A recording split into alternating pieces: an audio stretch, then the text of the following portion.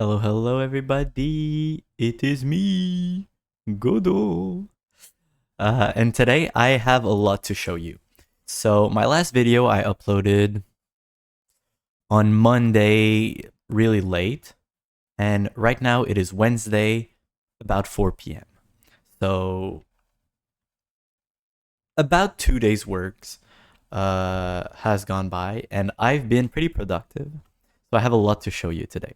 Okay, so in this devlog, I'm gonna show you guys how I've, generally speaking, improved the game and made it look better. And also, I finished the puzzles, like completely. I only needed two more puzzles, two more puzzles, which were for the gates of the two paths that I felt like they were incomplete puzzles, right? They were too short. So that's the downstairs part and the music room.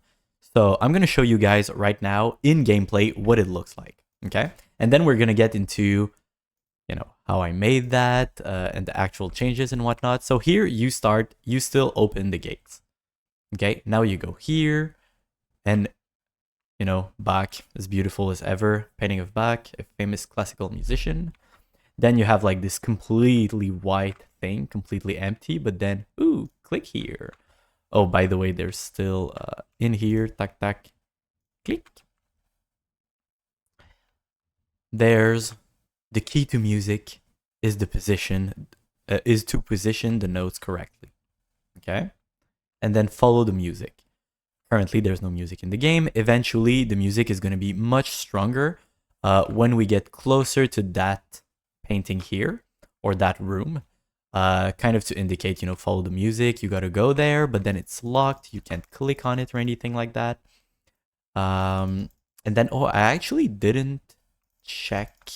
There's something I didn't verify, so we're gonna see if it works. Otherwise, I mean, there's just a quick fix. Yeah, the key to music is to position the notes correctly. What does that mean? Well, if you have a very sharp eye, you may have noticed that here on the plan, I replaced the circle that was here by a note. By the way, it's a note that isn't quite on the surface. You can see it's kind of suspended in the air in front of it. And actually now if you click, ooh, you can move the note. So you place it somewhere. And what you have to do basically is to place it over, boom. Exactly, now you can't move it anymore. And this is how you unlock this door. So now if I click, yeah, okay, it worked correctly. Yeah, that's what I thought. Okay. And then you get in here, and oh, you can see, wow, there's movement, right? The gramophone is now moving. There's a little like a vinyl, vinyl CD on top of it, or not CD, but yeah, just a vinyl, right? A vinyl disc. There's a vinyl disc on top of it that's spinning around, and yeah, the lever is spinning as well. So that's great. And as soon as I click, boom, things stop in place. So that's amazing. And that was one path. Okay. We already collected two pieces of the painting, so we can get a third one, and the final one is going to be upstairs. Here, it's still the same old, same old. I would like probably to change this UI specifically.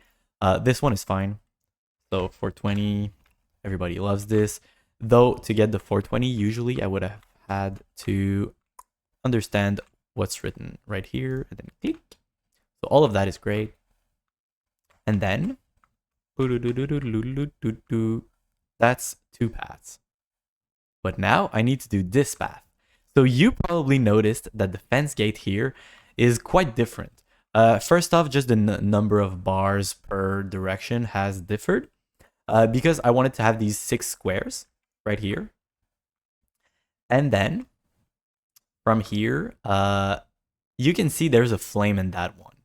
And the orientation is different for every single one of those like teardrop shapes. Well, actually the teardrop shapes, they represent the different candles, the different flames that you can see in the room right here. So you can see 2 in the back, 2 in the middle, and 2 in the front. Well, here it's 2 up, which are the front ones. The middle ones are the middle, and the ones in the back right there, they're the bottom ones. So the reason why this one has a flame that is lit is because it isn't the expected position is upright, and it is upright. I think it's this one actually. Not sure. No, it's actually no, it is this one. It's upright. So if I click it, it's gonna move. Ooh, it spins around, and now all of a sudden it's closed. So I have to click it 3 more times, and you can see it makes a really cool like particle circle when you click. It's amazing. So now it's lit up. Okay. If I do this and place them in the expected position for each of them, like this one is pointing to the right. So if I go here, I make it point to the right, then it's fine.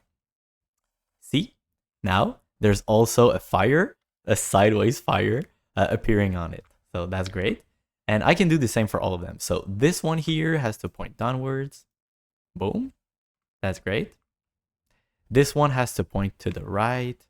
So you have to point to the right. Amazing. You here, you have to point to the left. So that's 3 clicks.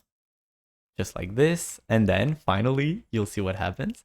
So after a second click, boom. The fence gate just opened. The grate is probably the word I was looking for. And yeah, it opens. And we still haven't completed the puzzle, of course, because there is now the soul puzzle. I haven't improved the soul puzzle, so the text here I still have to improve and whatnot. But for now, I can still open it, wait for the soul to come out, then judge the soul. The soul comes back. It is good. I'm getting a lot of good souls. And here, the blue light, it's amazing.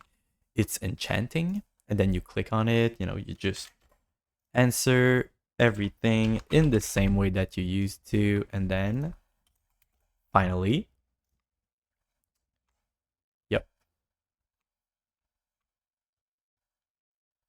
And then you get inside and woo! You get up. Okay, so that's the whole puzzles and everything. Those are the actual answers that are going to be in the final game and everything. We're really, really, really getting close to the end. There may be only 1 or 2 more devlogs, and I say devlogs, but let's say 1 more devlog and then a bit of work on my end before I announce that I release the game, basically. So here, okay, I have a checklist of things that I've done. That's the to-do. Here, things I've done. Okay, so I did add the puzzle for the movable painting first. So first thing I did is I did modify the delegates. So basically in the player character thing. Okay, let's just close everything here. Close all tabs. And then in the Puzzle Manor character, okay, in the .h, I declare a dynamic multicast delegate. Multicast sounds better for me, but anyways. I added one thing to the signature, which is an F vector that I call view intersection. So this is used mostly in this puzzle here. When I click, I want to know where exactly the click happened. Not just the fact that I clicked an entity, which in this case is an invisible entity over the map. If I see in the hierarchy of the start room, there is, so I call it map pin. So map pin is actually like invisible. And it's just I think it's a plane, right? It's like an invisible plane. Basically, it's hidden in game. And it catches the clicks. And then map pin collision. Yeah, the way that I know when the player has put the item in the correct position is I use a collision that has a collision trigger. And now the collision trigger are modified so that you can define a triggering class. So I made a class that has no logic called pin. And this thing here, it's a pin. It's an instance of the pin class. So whenever it touches the collision just signals, hey, things happened and whatnot. Because it's a collision trigger, right? So it just triggers everything that needs to be triggered. Like it stops the movement on this here. Or on the, basically it stops the movement. I think it's the map pin actually. Here, something happens. Yeah, so basically, if you're interested in seeing the exact logic for those classes, I invite you to go to my GitHub. Link is going to be in the description. And on the GitHub for this project, you can see just all of the code that I wrote to see how the logic is implemented. It wasn't exactly straightforward. It took me a long time to get that puzzle working, but I'm really proud. I think it's pretty cool. And I think it's, pretty clever. I think it's pretty nice. I really like the fence puzzle as well. So here, yeah, collision triggers. Now you can define a class. There's an F vector that is sent, so more information in the delegate. That's very useful. The map pin class and the pin class is just for collision. And map pin, basically, it just does all of the logic of moving the entity, like it knows what it moves. I think I can show at least the parameters here. So if I go in the environment and I go in the map pin, here, you can see there's, map pin only has the pin. So basically map pin only moves the pin. Okay, so it's quite simple actually. Wait, so if I look in the .h, there's a constructor, there's the uninteract, so it itself subscribes to the delegate that the player, the Puzzle Manor character class offers, that delegate that I modified for it. And also, yeah, it has a U property for the pin. So actually, yeah, the code I'm going to show because it's quite simple. You have the uninteract. It's just, hey, if you're actually the one that was clicked, then you get the view intersection and you put that as the new location for the pin. So the pin just teleports. Yeah. And at start activation is when you subscribe. So basically, oh, no. It's the opposite, sorry. Because it works off the bat, but when you activate it, you unsubscribe from the interaction, and this is why you can't move the pin anymore once you've solved the puzzle. This is how I do it. I just stop subscribing to the interact, so there's no updates ever happening anymore. And when you start, you add the unique, at begin play. Okay. It's the first puzzle that I did, so I don't remember. I didn't remember all of the exact details. One other thing that I did is, so yeah, this is cool. Gramophone moves and the vinyl, a bunch of textures. That's cool. Puzzle hints, yeah, you could probably see, but now the scene is way less empty because of the quotes and everything. This one was always intended to be an empty one, basically just to hide the painting piece here, right? This is a red herring, and it always was intended to be. But yeah, the paintings, basically, they all relate to this room here. The lights here, they all relate to this puzzle here with the gate. This thing here also has to do with the puzzle for the music note and whatnot. Yeah, paintings hidden everywhere. And this is really just colors here and colors here. So we can definitely see, I tried not to mix the elements of the different hints for the different puzzles. I tried to not mix them too much. You could argue that technically, because there's a painting piece here and the paintings are supposed to be for that puzzle here, technically I did cross my hints a little bit, but I mean, it's more that I hid this item somewhere in the map. So, there's no real hint here. It's not like I wrote an actual hint text meant for another puzzle, that it's not like I did that, but yeah. The soul puzzle is still quite unclear. I need to change the lookables. It's going to help a lot. And I think I'm going to add mouse over on the soul to give some information to the player, right? So basically a lookable to the soul might be a good thing. So yeah, and now if I go here for the puzzle fence gate, of course I changed the model. Also, yeah, there's the fence trigger, which is the class that I declared. It is a trigger. And there's, a bunch of puzzle elements. So basically, if I go here and I show you guys, so here, these things, they have a Niagara system that can be activated or deactivated. And they're activated by the class that handles the entire puzzle. So here, fence trigger, all of the flames. So basically the candles No, sorry. The flames are the Niagara systems that you want to activate and deactivate. But so you have 6 of them, and they correspond to in the same with the same index basically as those here. So BP Candle Actor 5 is this one here, right? It's called BP Candle Actor 5, and in the same way here, when you see the fence trigger, fence hints symbol, just with no number, is going to be that one, right? So this is how I make sure that they are linked, is by their position in their arrays, right? So position, well, their index, I should say. So index 0 is tied to index 0 of the second one, basically. So when I loop, I just use the index to access both arrays, the same index. And what the logic does, I'm going to show you in a sec, just finding it here, fence trigger.h here. So basically, I have a bunch of candles and a bunch of flames. There's also a simple const. I could say const. It doesn't really matter. There's also a const array of expected candle rotations. So, oh yeah, I'm gonna explain that as I explain the code, because basically that's not what I did at first. This was not my naive solution. It's just kind of a weird fix. I'm gonna show you guys, and then there's a tick component. So basically in the tick, I just do all of the logic. So when I tick, basically I count how many fires I'm lighting up or are lit up. And the way that I do this is, first I get the Niagara system.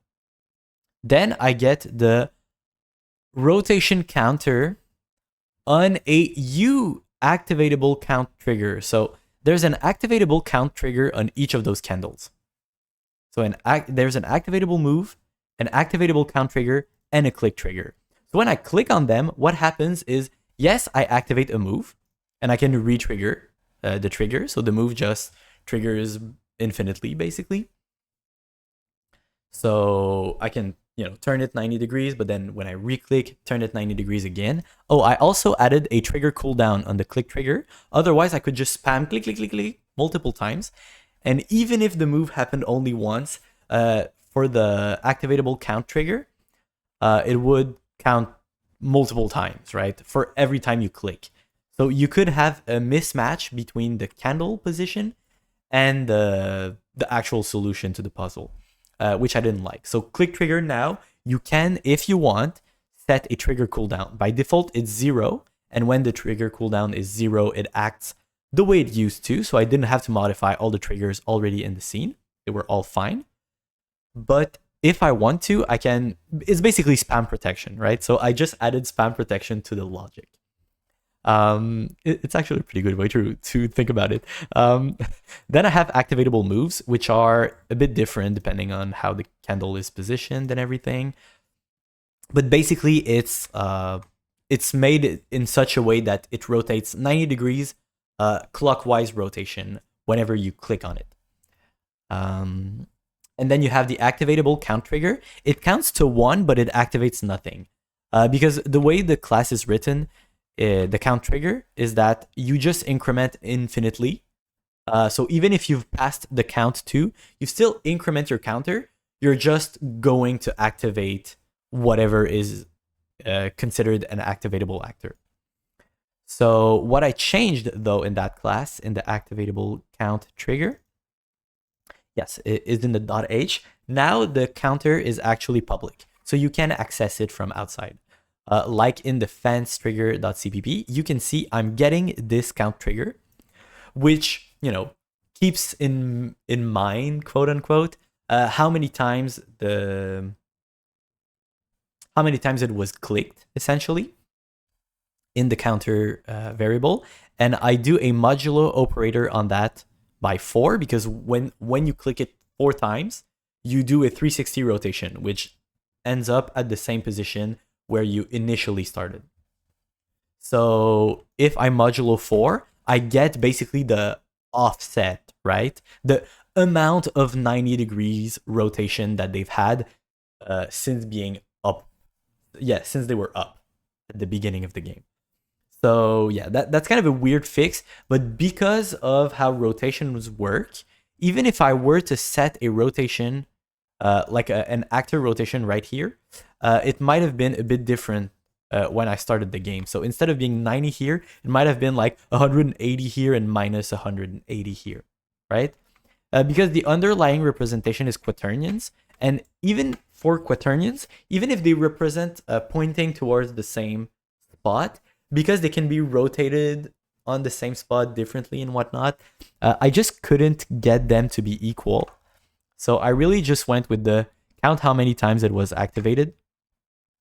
And then in the fence trigger here, I just say here, you expect this one to have been triggered either, 3 times or, 7, 11, 3 plus 4n basically. So because again, modulo 4, right? So every multiple of 4 is taken out of the equation, and whatever's left over, it better be 3, or 2 for the second one, 1 for the third one, etc., etc. So this is what I do. And if that's the case, if it has the expected rotation, I increment how many fires are lit. Okay, so basically I check every tick, have I lit enough fires? And if that's the case, that's fine. But also, I check if it's already active. Because I think when I reactivate it all the time, it just makes a small flame. It breaks a little bit the Niagara system. I think it does. Or maybe I just added that check before I knew, and it might not be necessary. But I feel like not activating it when you don't have to is better. So I'm just going to leave it here. And in the else, so basically, if you're not at the expected rotation, then you check if it's active, and if it's active, you deactivate, right?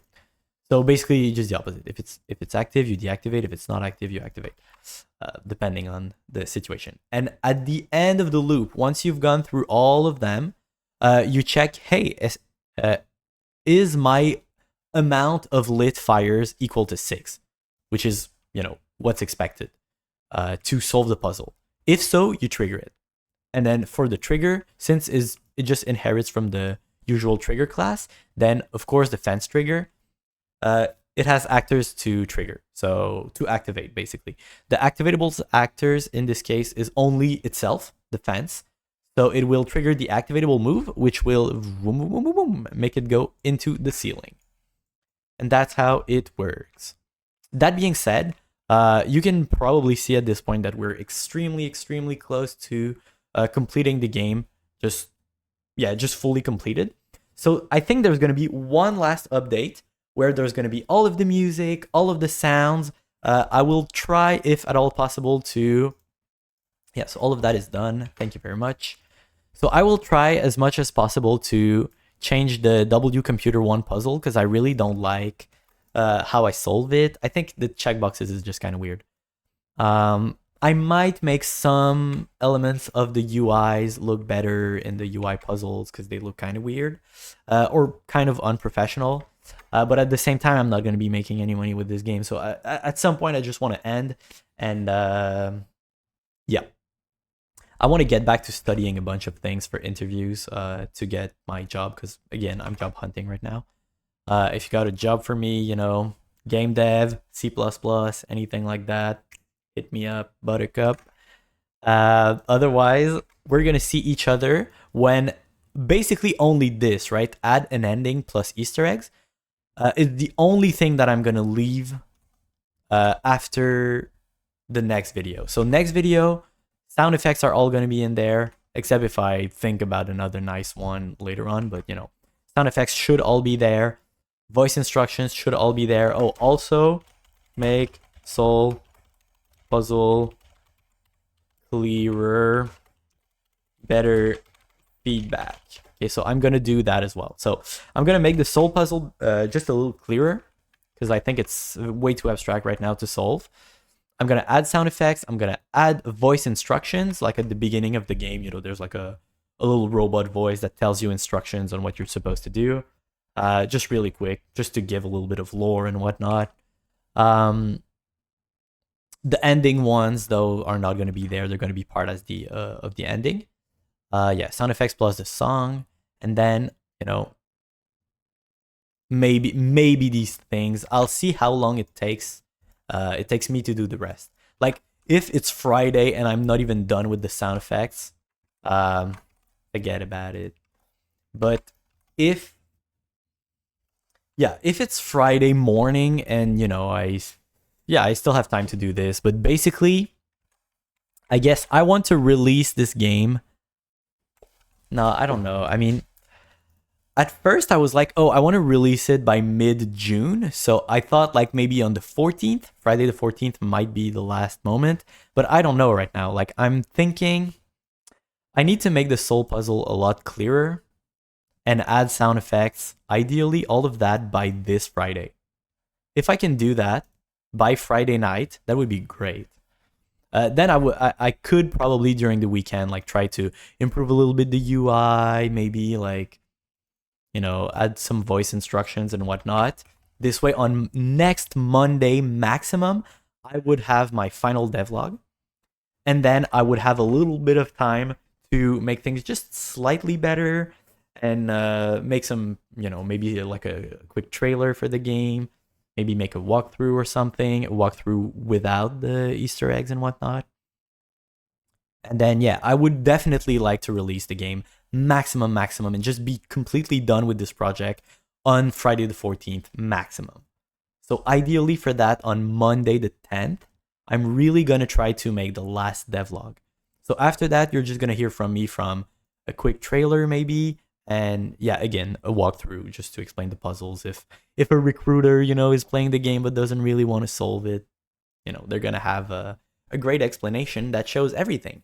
So thank you so much for watching. I hope to see you next time. Please like and subscribe if you want to know what's going to be happening in the next devlog and how much I've succeeded and if I was on time. And that being said, yeah, see you next time. Bye-bye.